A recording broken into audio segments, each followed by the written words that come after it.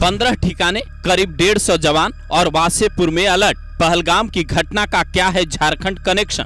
यूसुफ को घर से उठाया, बुरके वाली शबनम ने उगले राज। प्लानिंग ऐसी, न पुलिस पकड़ पाती न सेना। कौन है आईपीएस ऋषभ झा, जिन्होंने खंगाला धनबाद का कोना कोना कोल सिटी में रची जा रही थी बड़ी साजिश।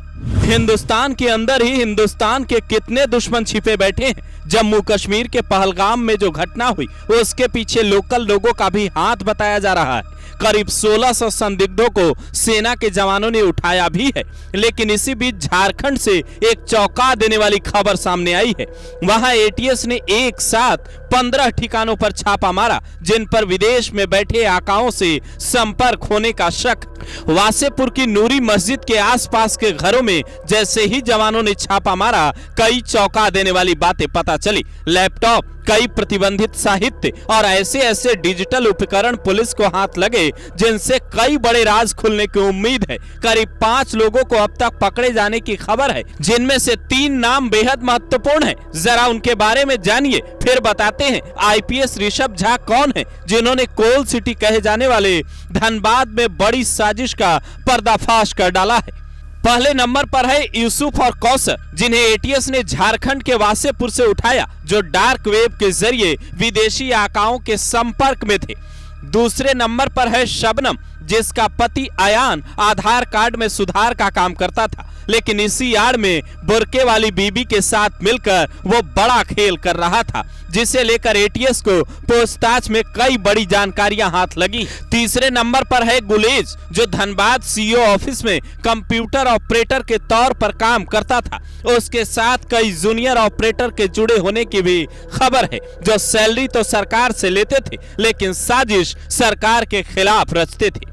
खबर यहां तक है कि इनके पास ऐसे ऐसे सामान हैं जो आम तौर पर सेना के पास होते हैं। करीब 12 लोगों की गिरफ्तारी में पुलिस जुटी है, जिनमें से 5 को घर से उठाया गया और इनसे कई बड़े राज मिले। ये लोग इतनी चालाकी से प्लानिंग को अंजाम दे रहे थे कि एटीएस के एसपी आईपीएस ऋषभ झा अगर त्वरित कार्रवाई नहीं करते तो कभी भी बड़ा खतरा मंडरा सकता था।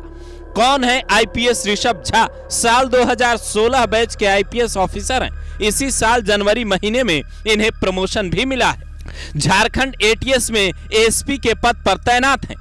बचपन से ही आईपीएस की वर्दी पाना चाहते थे। कठिन मेहनत के बाद सफलता मिली तो इनकी गिनती तेज तर्रार ऑफिसर में होने लगी। अमन साहू वाले केस के वक्त भी जब वो ढेर हुआ, ऋषभ झा का नाम सुर्खियों में रहा था। इनके जैसे ऑफिसर ही देश के अलग अलग राज्यों में पहलगाम घटना के बाद उन दुश्मनों का पता लगाने में जुटे हैं, जो हिंदुस्तान में बैठकर विदेशी आकाओं की मदद कर रहे हैं, जो खा तो हिंदुस्तान की रहे हैं लेकिन गा पाकिस्तान की रहे हैं। उसमें चाहे बुरके वाली शबनम हो या फिर कोई और, सबको उठाया जा रहा है, उनसे पूछताछ की जा रही है। आपके आसपास भी अगर कोई संदिग्ध है तो उसकी जानकारी पुलिस को जरूर दें, क्योंकि देश सुरक्षित तभी रहेगा जब बाहर से आने वाले दुश्मनों को रोकने के साथ साथ देश के अंदर छिपे गद्दारों की भी पहचान होगी, उन्हें सलाखों के पीछे पहुंचाया जाएगा। इस एक्शन पर आपकी क्या राय है? अपनी राय भी जरूर दें। झारखंड में एक तरफ अवैध रोहिंग्याओं और बांग्लादेशियों का मुद्दा है, तो वहीं दूसरी तरफ ये जानकारी भी निकली है कि वहां भी कई पाकिस्तानी हैं जिन्हें वापस भेजने की प्रक्रिया जारी है।